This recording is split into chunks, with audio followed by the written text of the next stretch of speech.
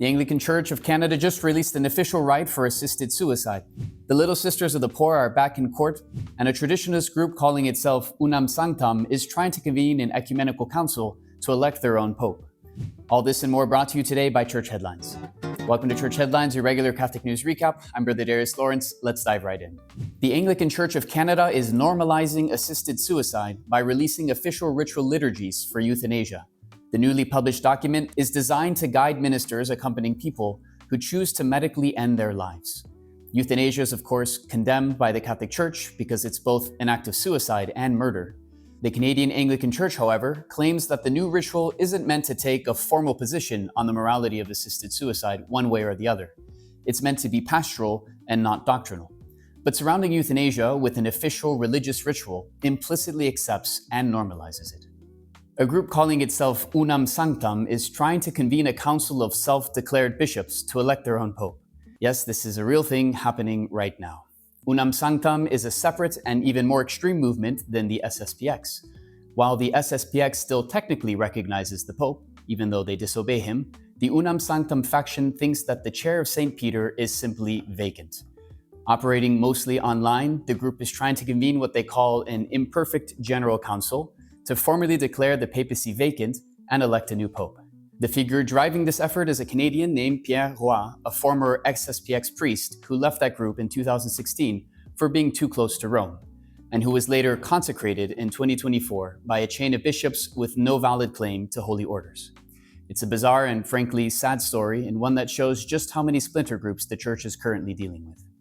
The Nicaraguan police recently took an 80-year-old bishop from his hospital bed and detained him, and no one knows where he is now. Officials say that they returned Bishop Abelardo Mata safe and sound to his home on June 29th, but no one has been able to contact him ever since. His house has been surrounded by police since the day he was detained, and not even his family has had access to him. Some are afraid that he's actually being held at El Chipote, a facility human rights activists have described as a torture center for political prisoners and priests.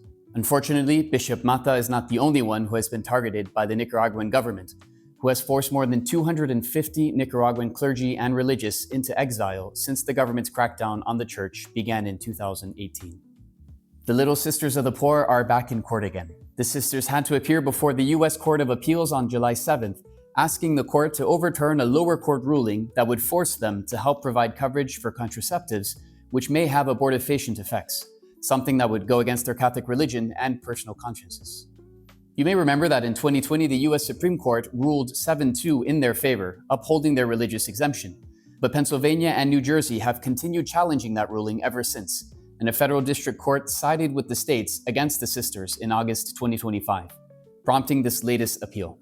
Mother Lorraine Marie Maguire, leader of the congregation, put it simply: for almost 200 years, her order has welcomed the poor and the dying into their homes as if they were Christ himself, and they simply want to continue that mission without being forced to go against their faith.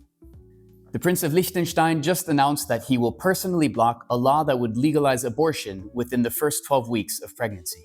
Prince Alois, a practicing Catholic and the country's Prince Regent, said the protection of unborn life represents a fundamental social and ethical value. This isn't the first time he's made this move. In 2011, facing a nearly identical proposal, he announced the same intention to veto, though it ultimately proved unnecessary after voters rejected the measure themselves in a referendum. Unlike most European monarchies, which are mostly ceremonial today, Liechtenstein's constitution actually grants its prince real power, including the authority to veto laws, dismiss the elected government, and appoint judges. Remarkably, when Liechtenstein's citizens were asked in 2012 if they wanted to limit this exact power, more than 3/4 of the voters chose to keep it fully intact. Hey, if you're enjoying this video so far, please hit the like and subscribe button. As a thank you, here's a picture of some gophers. Fiat just donated 30 electric cars to Vatican City State to support the daily operations of governorate employees as part of a broader push towards a more sustainable, low-emissions mobility within the world's smallest state. This donation is part of the Vatican's Ecological Conversion 2030 program, launched back in 2023, which aims for the complete decarbonization of the Vatican's official vehicle fleet by the end of the decade. And the broader plan goes beyond just cars. It also includes improved energy efficiency, modernized infrastructure, and even future reforestation projects, as the Vatican works towards full climate neutrality. Thousands of young Christians gathered in Iraq this week for the country's largest Christian youth event, and the Pope even sent them a message. Iraq is, of course, not a Christian country, so it's amazing that the Ankawa youth meeting, held just outside of Erbil, brought together thousands of young Chaldean Rite Christians from across the country, including Baghdad, Basra, and Mosul, many of whom faced real isolation and persecution in their daily lives. The gathering began in 2013, but had to be suspended because of ISIS, but it restarted in 2018 and has grown steadily ever since. Pope Leo XIV sent the young people a video message saying, "I am with you, the Church is with you." For young Christians living in one of the most difficult regions in the world to practice their faith openly, that message of solidarity from Rome carries real weight. And that wraps up this week's edition of Church Headlines. Thank you for joining us, and God bless.